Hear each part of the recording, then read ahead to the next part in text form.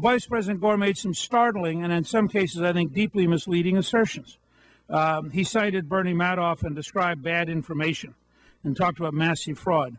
But in fact, I think that it's very important to look in detail at his own testimony. He said, for example, the rate, this is a quote, the rate of new discoveries is falling for energy. That's factually not true. In the last 3 years, we have found 100 years of natural gas in the United States because we now have new technology drilling at 8,000 feet, and we have literally found 100 years of natural gas in the last 3 years. In Brazil, they found 3 fields, the Tupi field alone in 2007, a second field recently, and just in January, an Exxon Hess consortium found a 3rd field. Brazilian reserves have gone from 10 billion barrels to 100 billion, but of course that's an offshore Atlantic Ocean field, which is up until last October illegal to look for in this country. The Bakken field in North Dakota and Montana has jumped from a 1995 U.S. Geological Survey estimate of 151 million barrels. In April of 2008, they raised it by 2,500%. They now believe there are between 3 and 4 billion barrels of oil in the Bakken field. What Vice President Gore does not tell you is that having supported the government stopping the exploration for oil, having supported the government stopping the development of shale oil in Colorado, having supported the reduction in the use of coal where we have 27% of the world reserves, we're then told that these government-imposed shortages prove we have no resources. That's fundamentally not true. And yet the Obama budget proposes to raise taxes on oil and natural gas development at exactly the time this economy needs more development and more jobs. On the facts of climate change, we need a national inquiry. And let me be quite clear in the spirit of the commercial I did with Speaker Pelosi at Vice President Gore's request. I want to invite Vice President Gore to join in a nonpartisan inquiry.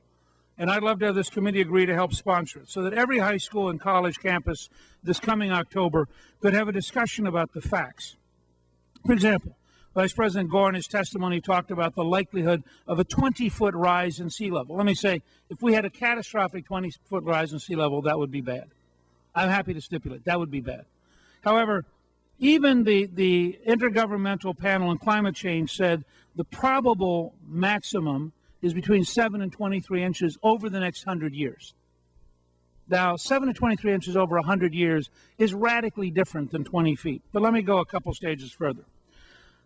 A recent report on Greenland, this is from the American Geophysical Union, a report said the following, quote, so much for Greenland ice's Armageddon. And this is a quote within that. It has come to an end, glaciologist Tavi Murray of Swansea University in the United Kingdom said during a session at the meeting, quote, there seems to have been a synchronous switch off of the speed up, she said. Nearly everywhere around southeast Greenland, outlet glacier flows have returned to the levels of 2000. That is from January of this year.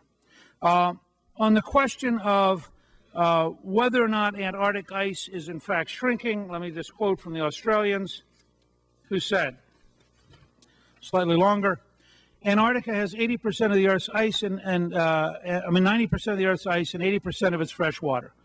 According to the Australians, extensive melting of Antarctica ice sheets would be required to raise sea levels substantially. Ice is melting in parts of West Antarctica. The destabilization of the Wilkins ice shelf generated international headlines. However, the picture is very different in East Antarctica, which includes the territory claimed by Australia. East Antarctica is 4 times the size of West Antarctica, and parts of it are cooling.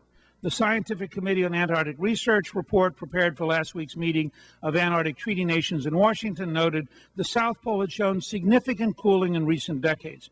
Australia Antarctic Division Glaciology Program head Ian Allison said sea ice losses in West Antarctica over the past 30 years had been more than offset by increases in the Ross Sea region, just one sector of East Antarctica. Sea ice conditions have remained stable in Antarctica generally, Allison said.